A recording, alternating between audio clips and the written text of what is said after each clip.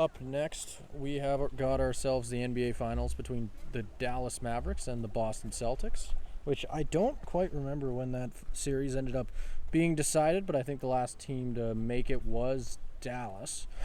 And this whole thing is going to be very, very interesting, I think, to watch. It's very similar to the NHL Finals that we just talked about here. There's a lot of different types of matchups. Kyrie Irving being on both sides at different points. There was a lot of animosity towards his exit in Boston. There's a lot of things going on there. Now, obviously, he's playing with Luka Doncic on Dallas, and we've just seen that entire thing go very well for him. I think earlier today being Thursday, he came out and said that this is the best team he's ever played for, or something along those lines. Best basketball he's played, like most fun he's had, which obviously being on a lot of teams with LeBron James and that Cleveland run, or few runs that they had, very, very big credit to the Mavericks. And I think it's going to be a pretty good series. I don't know about you, Caleb, but obviously Boston has been pretty good for the last little while. They've made it this far a few times now. Same thing with the Mavericks. Haven't been here before. They haven't quite made the finals. I don't even know if they've made the conference off the top of my head, but nonetheless, well, they won. They've won the finals before. They've been there twice previously. They won in 2011 against that's what you're talking about. LeBron, and then. Yeah, I thought you were talking about Luka's won one before. I was like, wait, it's late enough here that it's late enough here that I was like, wait, really? Did I just forget that? No, Luka. No, I thought you were talking about Dallas in general. No. I know that. Twice. Yeah. Okay. I thought you were talking about Luka. Yeah, I was like, not only once. How do you forget two? Luka has not been two here. Championship runs. Luka has not been here. No, God no. That's more what I meant. I more meant this Mavericks team hasn't been here before. This is new to them, and it's been long enough. It's now been, because you're right, 2011, I believe, with that Dirk team. It's been long enough that nobody is really still around other than Mark Cuban for Dallas. So, as a whole, isn't Jason Kidd? Yeah, Jason Kidd, right? Still coach, right? Yeah. Right? Yeah. He was on that Dallas team. So there you go. Yeah. Bit of a return for him. Yeah, there you go. I almost forgot about that. True. A lot of storylines going on both sides. A little bit of a different role. That's very true.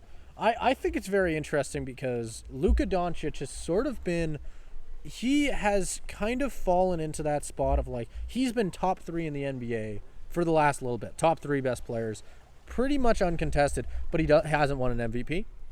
He hasn't won a championship. He just doesn't. He doesn't have a lot on his trophy shelf, and it's not talked about that much. Like, he just hasn't won any of the big awards yet, and it's very odd to me because of how good he has been at points that he's somehow just not won it yet.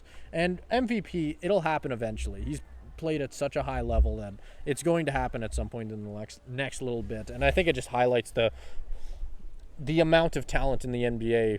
I mean, look at Jokic. Jokic is so good that he's stealing them from everybody else. So I don't think the MVPs are anything that you can really hold too heavily against Luka. But championship is the other thing. Like, this is by far the best team he's played with. It's not like he's been given the most talent in the world, but it's going to be pretty exciting. I think this is a big legacy-defining year for Luka. I think this is his big chance to really start to work on his resume a little bit and add to his trophy shelf. And I think he's going to try and take advantage of it. I think it's going to be very interesting to watch him here. I think, because I remember seeing the stat come out earlier today, again Thursday, that in the NBA playoffs he leads right now every single play. I hope it's every single player, not just the Mavs, but he leads every single player in points, assists, rebounds. There was another stat in there, but I'm not confident enough to say what it was, but I think it was 4 different categories he's leading the NBA in, which is insane, by the way. That is pretty much unprecedented. The only player I can possibly imagine doing it would have been LeBron. And the fact that Luka's kind of in that same category, it's just nuts. It's just nuts, man. It is. And I mean, I do think you're right in terms of, I think we're at the point now where everybody knows how great he is. Like, I don't think that's the part that you're questioning. I do think it's a bit more of a legacy conversation, right? It's a similar conversation we had with McDavid, right? Where we all know that he's the best player in the league. Not obviously not necessarily the same for Luka, but we know he's one of the best, like you said, top 3, top 5 players in the league. But you do kind of, I feel like, need something like this just to really cement your place. I think of this kind of and compare it to the Giannis and the Bucks title run, however many years ago that was, just a few years ago, where obviously we all knew how good Giannis was, but that Bucks team had struggled at that point to make a name for themselves in the playoffs. And once I believe it was the Suns they beat. Once they beat the Suns, and Giannis just, like, you see Giannis carry that team.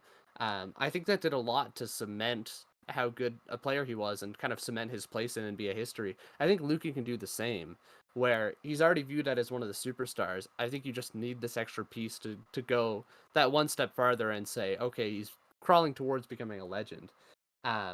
He's gonna need a lot of help from his supporting cast, though, because obviously he's got Kyrie, but other than that, I think the Celtics roster, like you said, they've been good for so long, and I think this is, like, just looking at the Celtics depth chart, like, they're stacked from top to bottom. Because you've got Porzingis coming back from injury. Obviously, you've got Jason Tatum, hasn't been playing as well as he can this playoffs, but obviously still a very good player. Obviously, got Jaylen Brown, Drew Holiday, who's someone a lot of the time forget is on this team, but so good defensively. Like, I look at that whole team and I think, yeah, like, Luka is probably the best player playing in this matchup, but I don't know, like, that's a tough team to go up against. Yeah, no, without a doubt, I think I agree with you right there. I think Boston overall has the best team. I think that's without a question as well. I think there's a lot of the elite talent goes the other direction. I think that backcourt that Luka and Kyrie has is just, like, there's been conversations about where that stands all time as one of the best backcourts ever, and it should be a conversation people are having because of how good they are playing together. I think that there's definitely, past that, the Mavericks just don't have as much. Not to say that they don't deserve to be here or even are necessarily how good they are actually going to do against Boston. But as for, like, that championship depth you're looking for, I feel like that's definitely more on Boston's side, without a doubt. I don't think that's necessarily a question.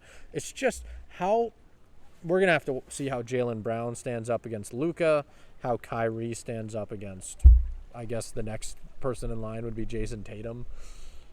It's going to be very, very interesting to watch. And just as a whole with both of these teams here, either way you look at it, there's some big storylines.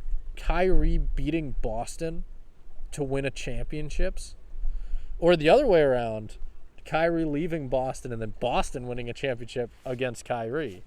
No matter way you look at it, it's pretty storybook right there with that whole matchup going on. And I mean, I'm very excited to see how it all goes. I think this is going to be... I haven't been watching as much NBA in recent years. I have sort of abandoned the sport a little bit. But I think this is going to be a finals matchup that I'll definitely tune in for a few games of, if I have time. But mainly just because, God, it's just storybook. Like, Boston potentially getting the chance to add to their number of championships. Obviously, we have their kind of competition with the Lakers for who can get more rings. That has been going on for decades at this point. Adds to what they've already had. And on the other side, Dallas is this is the defining moment for Luka. This is potentially the last. He's still got a couple more good years in him, but last big elite hurrah here for Kyrie, I think. And I think all of those things combined are going to make for a really good series here. Yeah, and I think, like you said, I do think it's storybook for all of the reasons you said, but also just, I think as someone who is kind of like you said you've kind of grown away from basketball. I think I'm trying to grow more into it, trying to watch more.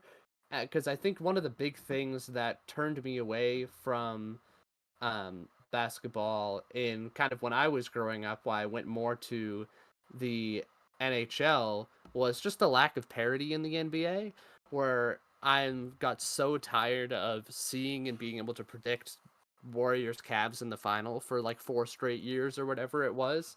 So to see new matchups with new teams who haven't been there in a while, obviously, like we said, Dallas hasn't been there since 2011. Boston hasn't been there. They were there in 2022, but it does still feel like they're a team that's kind of more so one step short. Not necessarily like in the finals consistently. So I do think it's a really exciting matchup in that way. I also think it's exciting on the Dallas side, because they're a 5 seed when you look at this, right? Like they've gone on a pretty incredible run, beating, the Clippers are no slouch in the first round, beating Kawhi and that team, then going up and beating OKC after all the hype they've had, knocking out the 1 seed, and then going and beating the Timberwolves with Anthony Edwards, and after they just knocked off the Nuggets, defending champions, in 7. Like, I think that being able to look through all of this and say, like, the Mavericks, a 5 seed, have legitimately, like, made each series a great series. And I could say, and even though you kind of look at it on paper and say they might be outmatched against Boston, to be able to say, like, I do think this isn't just another year where you kind of know what's going to happen. Like, it's not just like Golden State's going to win again. That kind of thing. I do really appreciate the fact that I can go into this finals and say, like, I think this is going to be close. Like, I think this is going to be a good series with a lot of with great level of competition. Like, that's what I'm looking forward to more than anything as a neutral fan. Yep, and I agree with you on pretty much all of those points. I think it's going to be very, very good, based on matchups we just haven't seen. I mean, Boston and Dallas are just. I keep saying it, but it's a very storybook series. There's a lot of things here that no matter who ends up winning, it's just kind of perfect. Like, it's going to fit in perfectly to the story of the league we've seen in the last little bit. And I think that's a very good point you made there with just the parity of the league and how that's sort of led to a lot more interesting matchups. It's not Cavs and Warriors anymore. And at least for more casual fans, it's definitely leading to more people tuning in more, for sure. And I could definitely see that argument for it as well. And it's a big reason why I'm going to be probably tuning into a few of these games. It also helps that there's a lot of very recognizable names on either side, right? A lot of people who very much deserve to be in the spot they're in. So it's going to be very, very good. I don't know if we're at the point where we want to give our predictions for the series, but I think I'll let you go first since I took the NHL. I think. Yeah, so I think a couple things. I think that obviously, like you said, like that Luka Kyrie combo is formidable no matter what team you are. I think just I'll make my prediction here too, but I just want to add the one other point that I was going to bring up about Dallas. I think it's very impressive that they are where they are. When you look at where they were at the end of last season, where they just kind of gave up on the season with like 2 games left. That's really interesting, and they had Kyrie on that team too. Also, just to add to that as well, with where people were at with that Kyrie and Luka like matchup, people had thrown that away instantly. Like, with the way that things were going at the end of that season, people were like, these guys don't know how to play together. They're both trying to ball hog and neither can do it. like it just wasn't working. And all of a sudden things just clicked this year, especially in the playoffs. So yeah, I'll let you continue taking it. I wanted to add on to that though, just where the conversation was. Yeah. Like, oh yeah, absolutely. And I'm glad you did, because I think that also speaks to just like, as sports fans in general, like, this isn't just a basketball thing, just about giving new pieces time to mesh. Because I believe Kyrie was a mid-season acquisition that year, so it makes sense that they're not going to be that they don't know how to play together yet. Giving them an off season and then a full season to make it work instead of just tearing it down immediately, I think that means a lot. I think especially in basketball, you see so many teams that have been constructed, and then you look at them and say, like, how many games did they end up playing together? It's like, maybe you just needed to give them a little bit more of a shot. And I think that may not work all the time, but Dallas this year has been a testament to say, okay, this can work if you give these kind of experiments a little bit more time. For all that I'm doing in talking up Dallas, though, because I do think they've been very impressive in the playoffs, like to beat the Timberwolves in 5, almost sweeping them, to beat the Thunder in 6, like, I think it's very impressive. But then you look at the other side of the bracket and look what the Celtics have done this playoffs. They've only lost 2 games, right? They swept the Pacers, lost 1 against the Celtics, lost 1 against the Heat. And I just look at that, and lost I look 1 at against the depth the Celtics? they have. I lost 1 against the Cavs. Sorry, last 1 against the Cavs. Okay, that makes more sense. I wouldn't have normally pointed something like that out, but I was actually curious who they lost 1 against. I personally wanted to know. Because they beat the Heat and Cavs in 5, and then they beat the Pacers in a sweep. Yeah, no, I'm looking at the Celtics, and I'm just thinking, wow, they only lost 2 games all playoffs, despite not having Porzingis for most of that run. And now they're getting him back and adding to what was already like such a dominant roster.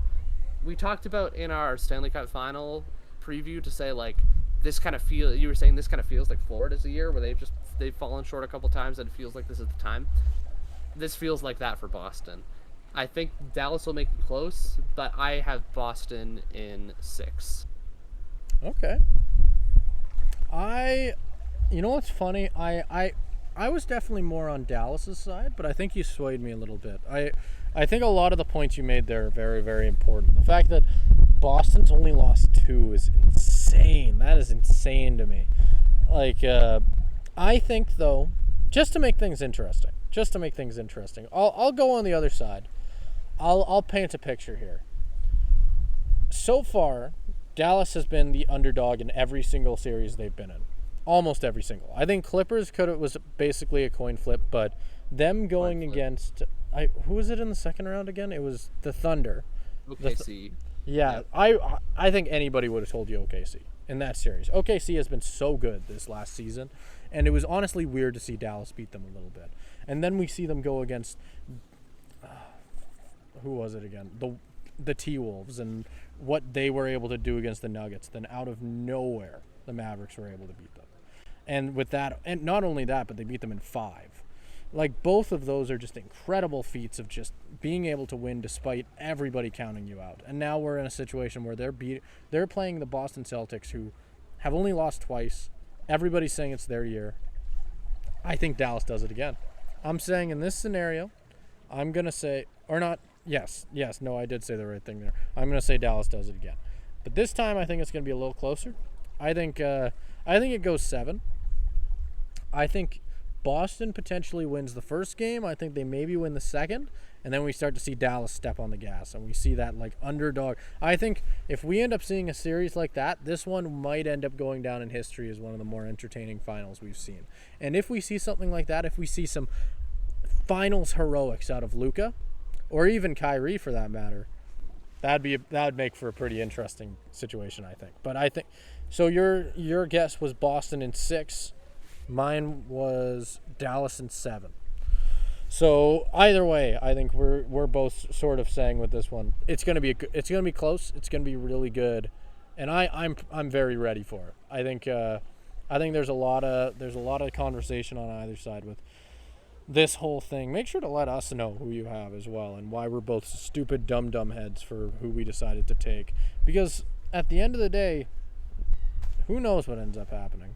But it'll be interesting nonetheless, because obviously we'd potentially see that Boston Celtics team, I believe, win their first chip, which Jason Tatum and Brown have both had coming their ways for God knows how long at this point. And even on the other side, like I pointed out, this is the chance for Luka to really, really work on his legacy a little bit more, and he's dying for it.